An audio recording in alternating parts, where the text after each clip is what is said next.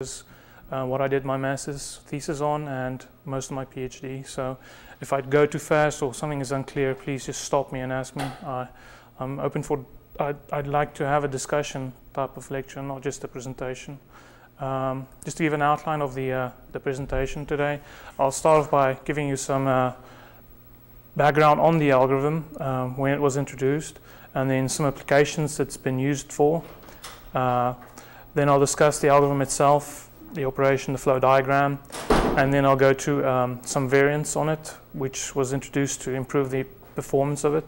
And then I'll focus on two variants, which proved to be the synchronous and the asynchronous PSO. And I'll explain why it's called asynchronous and synchronous. And then a parallel implementation, which is simply a multiprocessor variant of the algorithm, which is done to improve the throughput. And then I'll discuss a structural optimization test set and conclude with some remarks and give you a few references if you want to look up the literature. Okay, so the particle swarm optimizer is fairly recently introduced compared to GAs. It's pretty new. It was introduced by Kennedy and Eberhard in '95, and they introduced it. One of these persons is a labor statistician, and the other one is a psychologist. So they studied insect and animal behavior, and they saw that the social behavior can be traced to the same sort of behavior you want from an optimization algorithm, where you have food and birds or insects will tell each other about the food source, and then they'll all converge on that food source, and any other sources they encounter on the way will also be communicated to the whole animal group. And that sort of behavior is what you find when you do search for high regional fitness in problem space. The PSO is a global optimizer. It doesn't use any gradients. You don't need to evaluate gradients for your problem.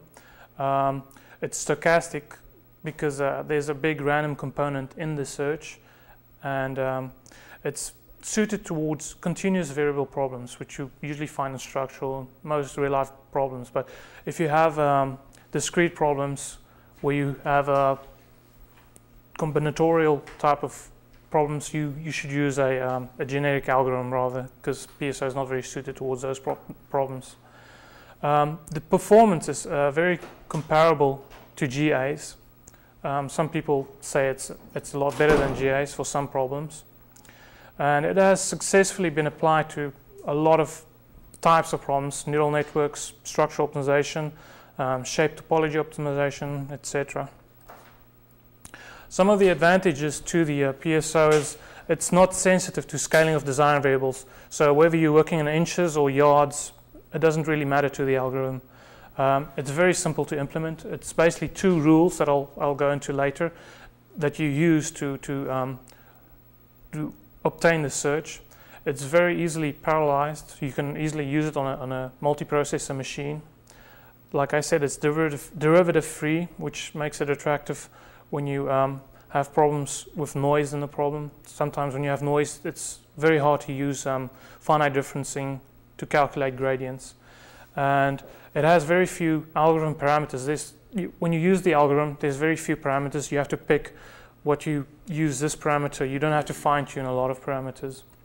And it's a very efficient global search algorithm. And coupled to this very efficient global searches, it has a disadvantage that it is very slow and converging. So when you know where the region of the global optimum is, you don't find the exact global optimum very quick. So, which brings us to some variants I'll talk about later. So some of the applications are, which it has first been applied to the training of neural networks, which was used to identify Parkinson's disease, and they also use it to extract rules from fuzzy networks. This is more computer science type applications, which is one of the persons that introduced PSO was concerned with this. And it's also been used for image recognition. It's also been used for power distribution networks and structural optimization, which is what I did for my master's and my PhD, and some other applications too. So to come to the algorithm itself, there are two rules. Two rules that are used to update positions of particles. So you have a swarm of particles. Each particle has its own position in a dimension, in a design space, and these positions are indicated by x. So xk is its current position, and xk plus 1 will be its position in the next time step. And the position in the next time step is calculated by adding a velocity term to the current position. So that velocity term is calculated using this equation, and in this equation you have your previous velocity, and this term is simply the current position subtracted by the best ever remembered position by the individual particle. So each particle will remember its own base position that it obtained during the search. So during initialization it will be its current position, but as soon as it finds a position that gives it a better fitness, this p term will get updated with that coordinate. So it always calculates the difference between its own best remembered position and its current position, and then it multiplies it by a weight and a random number between 0 and 1. So this best remembered position will act like an attraction point. So if you only have this best position, it will always try to go towards that point. And then there's also a group best remembered position, and this pkg term is simply the base position among all the best remembered position in the swarm. So that will also form an attraction point. That's a swarm attraction point, not an individual attraction point. So just to illustrate this graphically, so you have a current base position and an individual base remembered position, and that random term varies between 0 and 1, and then it's got a C1 scaling value. So if the C1 is 2, your overshoot towards that attraction point will be between 1 and 0. So it can, for the next time step, it can bounce from the current position to any position on that line, depending on the value of R1. And this is also for the group best remembered position. So if you have a two-dimensional problem space, depending on where your individual best remembered position is and your group best remembered position is, it'll form sort of a parallelogram, and the particle can jump to any point in that rectangle during the search. Is this clear to everybody? Is there any questions? Yeah, this is only for two variables. This is to simplify it. Let me just say. How do you assign these best positions? Well, so for the first time step, let's say you don't have any, you just initialize a swarm at random positions in the design space. After you initialize them, you evaluate all the function evaluations, okay? And then for the particle, the first position will obviously be its best position, right? And then among all of them, you pick which one is the best for all the particles. And that's PG, that's the best swarm remembered value. And then it will form attraction points to its own and the swarm-based value. It's the position of some particle that's best amongst the particles that you... Yes, yes. Let me show you a demo which will maybe illustrate it a little better. So this is for a two-dimensional problem with 50 particles, and the constants are given and the maximum velocity is also limited. And so here are all the particles.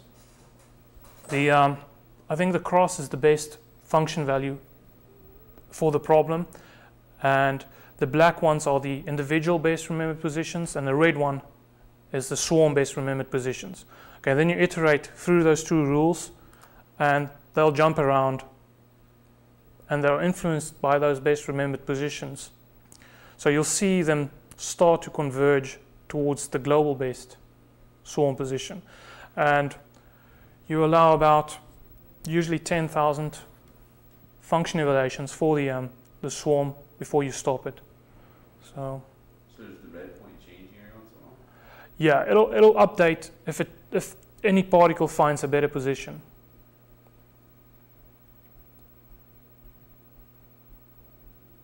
So those lines are the velocity vectors for The each red point times. is the particle itself, right? No, the red point is the best remembered position among all the particles. Okay. So even that particle moves. Yes, it'll move.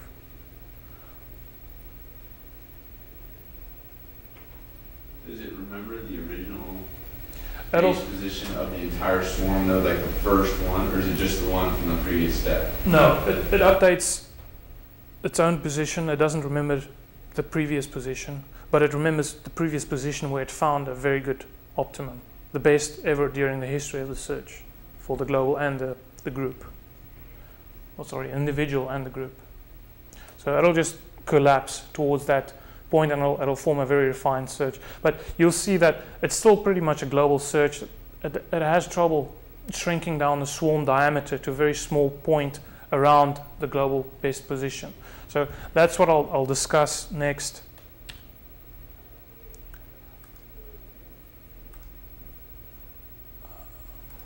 So it has good exploration abilities, but weak exploitation of local minima. So once it knows where the local optimum is, which may be the global optimum, it has problems zooming into that position to find a very refined guess of the design variables. So what they did was they tried accelerating this collapse of the swarm to form a better search, and while it worked very well, as I'll show in a few slides, it comes at the cost of premature convergence. So you might end up in a valley that is not the global optimum if you do it too fast. So you have to find some balance between global and local search for this algorithm. So the accelerated local search is achieved by modifying the swarm, and I'll discuss the modifications. So the first modification is the constant inertia weight. This is the 95 paper by Kennedy and Eberhard. They used the constant inertia weight. And then later on, they introduced a linear reduction in inertia weight. And then constriction factor, dynamic inertia, and maximum velocity is the one I worked on. And yeah, the other two I won't discuss for this lecture.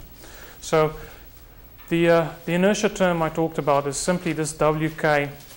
So for the velocity calculation, you have those two attraction points, and then you have the previous velocity. So if you multiply this velocity by a weight, you have overshoot, and you can change this weight to influence the swarm behavior. So what you do is you take this weight as a fraction, so between 0 and 1, and it'll force the swarm to collapse on itself during the optimization. The position rule for this modification remains unchanged. Okay, and then there's a linear reduction, and what that is that inertia weight is simply reduced in a linear fashion as the search progresses. So for the next time step, the old inertia weight will be multiplied by a fraction, and it'll reduce. So it'll reduce no matter whether or not it doesn't know if it's getting really close, it's just reducing. Yeah, it's just a linear. It's not a very intelligent way of doing that. Yeah, and that brings us to the dynamic inertia reduction, which is it monitors the fitness values found by the swarm. And if there's no change or improvement in the fitness value for a very long time by a certain amount of function evaluations, it will start reducing the inertia. And also introduced in this rule is a maximum velocity. So you limit the maximum velocity vector that can be used for the position updating, and you simply use the length of the bound. So you have an upper bound and lower bound for each variable, and you multiply that length by a fraction, and you use that for the maximum velocity. Are there any questions? So does the velocity kind of control how far each one can jump? Yes, those lines in the demo, the length of those lines, yeah. So if you limit the length, the swarm will collapse on itself. And then there's also you'll see in the literature, this is also pretty common, this is a constriction factor modification. And basically, Clerk introduced this also to force the swarm to collapse. And basically you have a K instead of a inertia term. that is calculated as a function of the C1 and C2 scaling variables.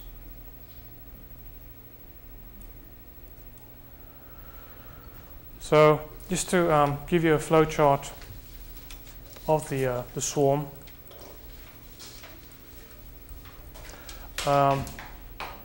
First you set the constants, the C1 and C2 constants in the parameters, and then you randomly initialize the particle positions and the velocities, and then you evaluate all the fitness values at those positions. You pick the best one for the particle during its history. So basically this is if the current position is better than any previous remembered position, update the best remembered position. And this is done also for the swarm global best remembered position.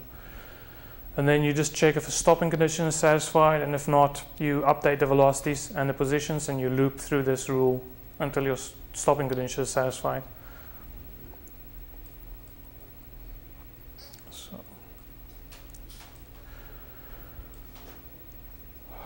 So for the updating, the first way of doing this was to evaluate all the function values and then go on and calculate the best positions to update the best remembered positions.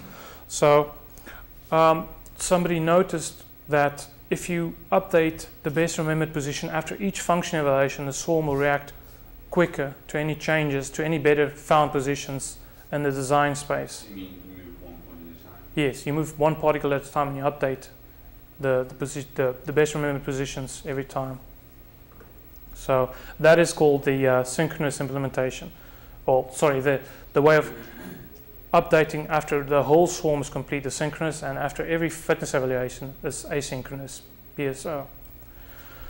So if you look at the if you sort of represent it as a flow diagram, you see that all the fitness values are updated as red ones, and then the algorithm will wait and it'll update the best remembered positions after this. So this is a typical way you'll use it for concurrent processing, where each of these red blocks will be a processor, and you evaluate your function values simultaneously, and then you have to wait for all of them to complete before you can calculate the history. So the asynchronous way is simply looped, and you run through the whole swarm before you go to the next time step. And if you want to look at this is just a detailed flowchart of both methods. So the reason people want to go to parallel PSO is because you can achieve a higher throughput. So if you have a FEM analysis for every function evaluation, you can do for every particle, you can have a processor, and each processor will evaluate that fitness evaluation, and then you can solve more complex problems in the same amount of time that you would, and you'll also be able to solve problems that you cannot do on a single processor. So if you have a very high mesh density for a FEM problem, you'll be able to solve it using a parallel PSO. And this also allowed for more sophisticated finite element formulations, and like I said, higher accuracy, which is coupled to the mesh densities.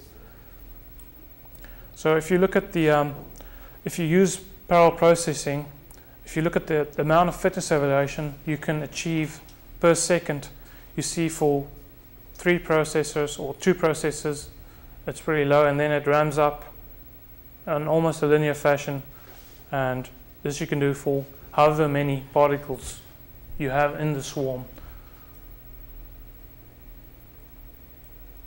And if you look at the network communication of this type of scheme, you'll see that the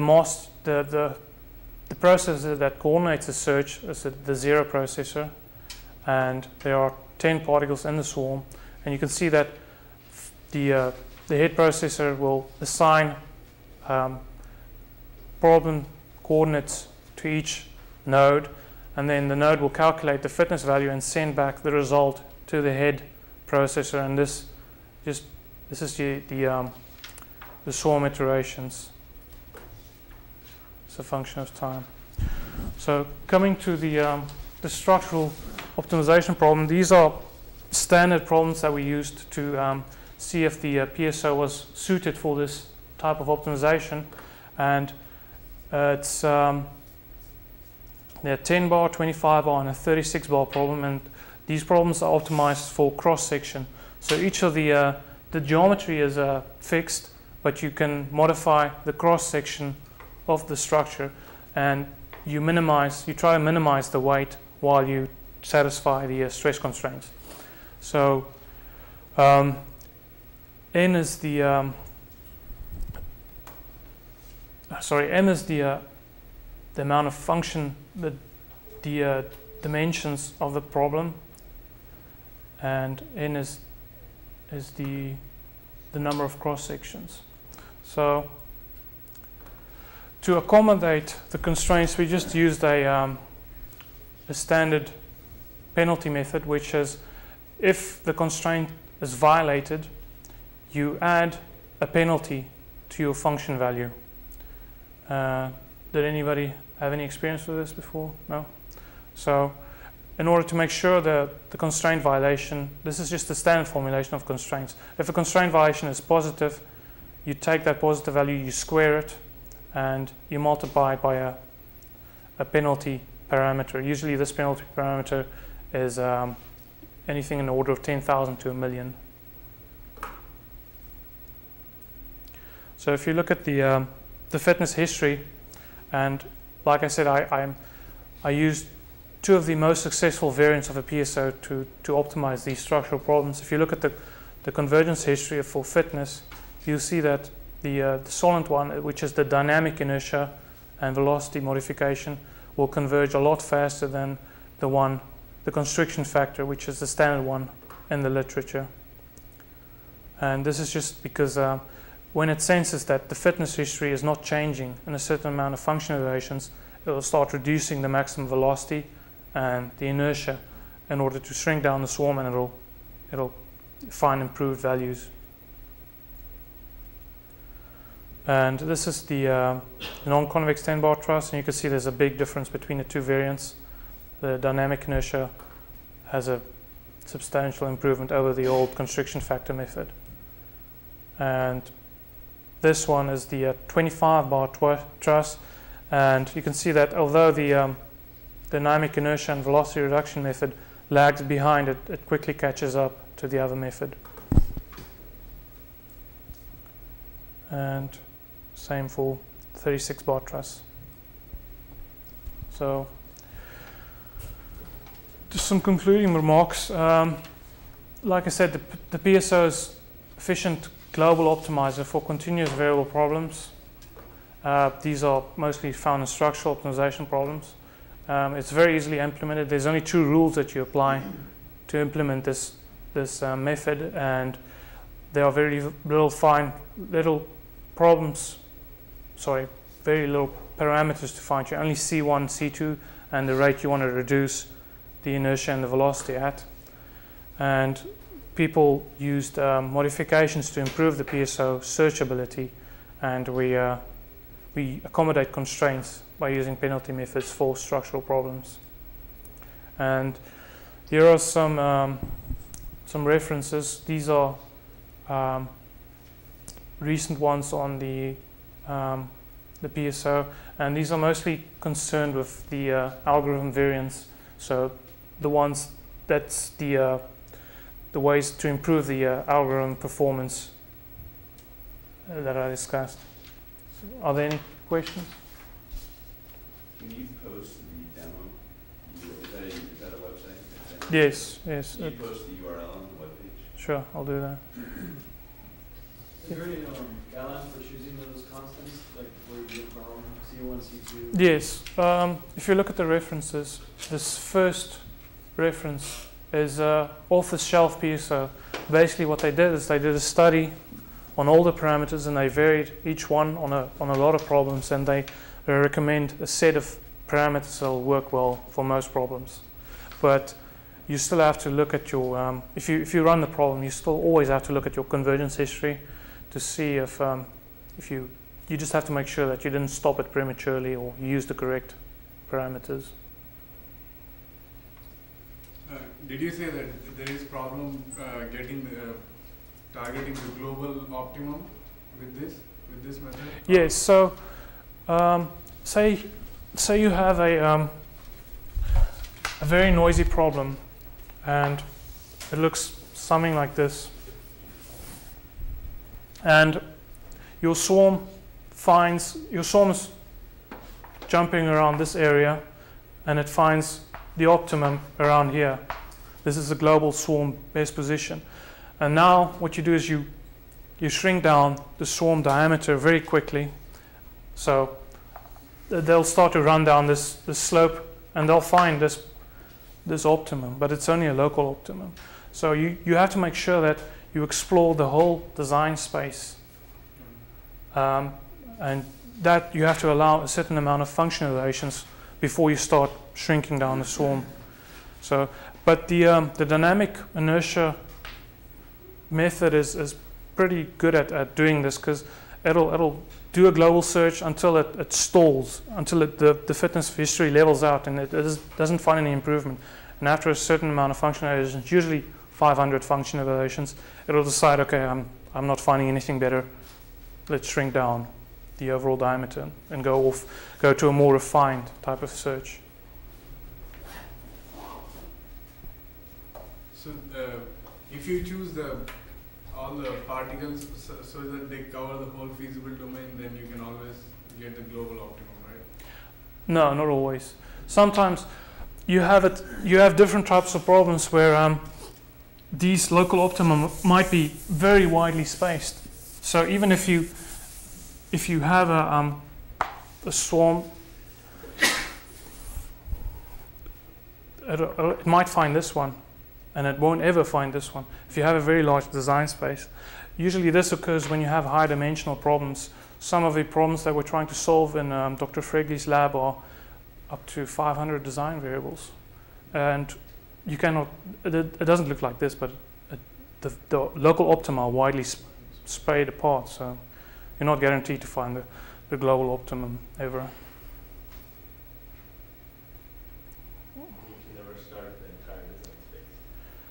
No, you're limited by the number of particles you can use are usually limited by the number of processors you have.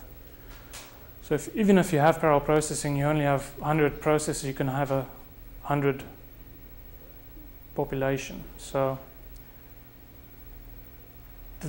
the alternative we're trying now is to use multiple runs. So we run a problem, we finish getting the optimum, and then we restart the swarm in a different area. And that usually works. So that improves your chances of finding the global optimum. And you can also use some intelligent ways of initializing the first swarm positions. You use Latin hypercube. I don't know if Dr. Haftka discussed it with you. Latin hypercube. Basically, you have your design space.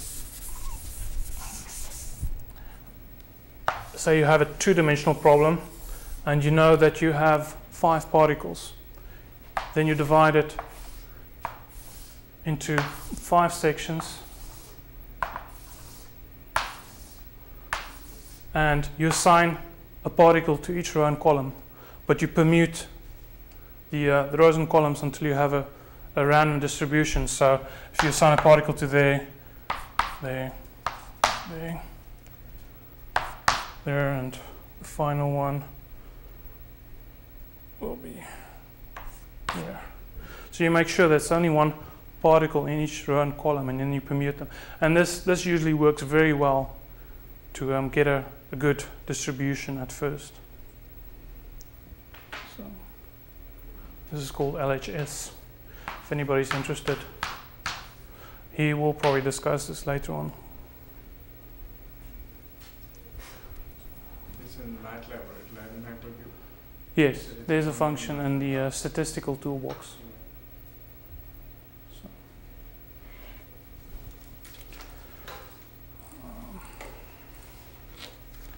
Okay, so since we have time, there's also another modification to the PSO. This is if you are limited by constraints in the problem. There's a thing called social pressure, and this was introduced by Fourie and Grunwald. It's also in the references. So if you have a constraint violation, you simply don't accept that position as the best position, and this forces the particles to move out of infeasible regions. So say you have a problem with constraints, two-dimensional problem with constraints, and this is infeasible, but the swarm is distributed more or less like that. If you have a particle here and it gets a fitness value that is pretty good and it's still better than anything it obtained, this won't get accepted, and all the ones that are feasible will get accepted. So all the attraction points will be out of the feasible region. So this will force the swarm to migrate to this. But the problem is, once you start getting to the localized search, you have problems with the velocity vector jumping over, because it wants to get close to the constraint, because the constraint usually is the optimum position. It's right on the constraint. I don't know if you've done any problems with constraints yet, but the velocity vector will usually jump towards better position, but it'll jump over this and it won't find any attraction points on this side. So this also slows down your localized search if you use this operator. Is that just only converging from one side? Yes, it'll converge from the feasible side.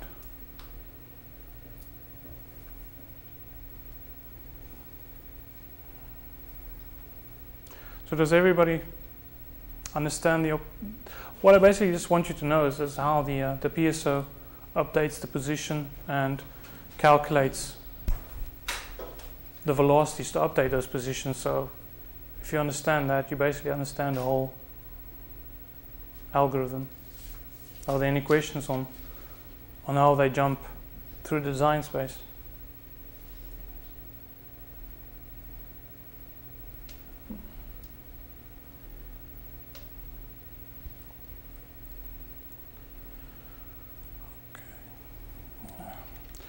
Yeah, if you want to write down the URL, it's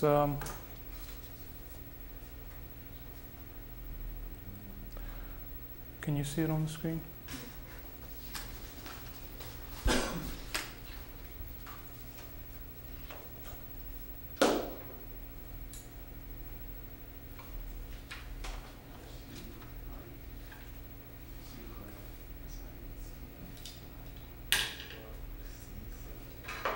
Yeah, there are also some links on this page, and these point to a lot of references on PSO2.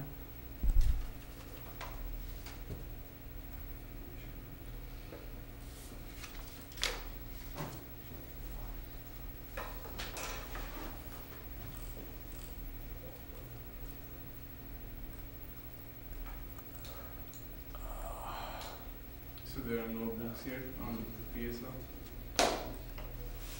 Books? Any books? Yeah, there are on Russell Eberhardt, one of the persons that introduced the PSO. He has a book out on it. Okay. So his website is also on this PSO optimizer page. There's a link to his website on that. So it's a different problem.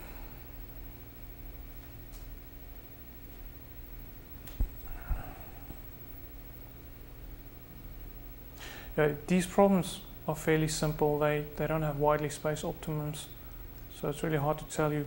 But usually you'll see that it'll find a very good position, and then after a while it'll jump out of that local optimum and it'll go towards the global optimum.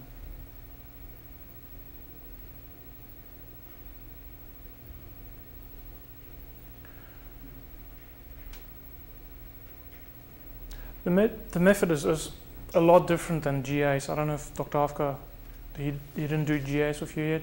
You'll see that in GAs you use the best positions in the design space to influence your next iteration of the algorithm, but it uses two parents, and it combines those two best positions to find the next best position. And this is more of a kinetic analogy than a evolutionary analogy that the GA depends upon.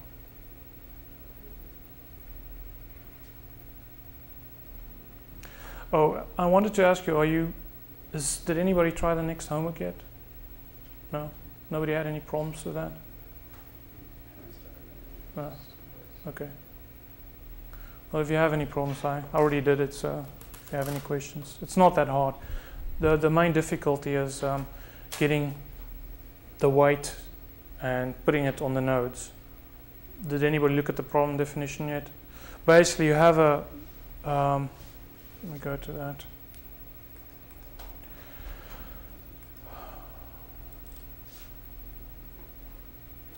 So he showed you the fully stressed design, right? The beam. So you have the cantilever beam and two end loads on it. And it's discretized into a mesh. And what you'll have to do is optimize this for a fully stressed design, but you have to add the beam weight. So for every element, you have to calculate the thickness. Well, you can get the thickness from the MATLAB program he gave you, and you'll have to calculate the body force for each element and distribute that body force into 4 equal forces that you apply to the nodes. Okay, and once you have that, you calculate the stress for each element on the beam, and you try to minimize, you try to satisfy a yield stress constraint. Only yield stress, not buckling. And you'll see that the span-wise distribution of this will be the same. So the thickness will not vary across this direction, only across this direction. So it'll taper to the point, but it won't, the thicknesses won't be different height-wise. So the main part is just numbering the nodes and putting the forces on the corner nodes.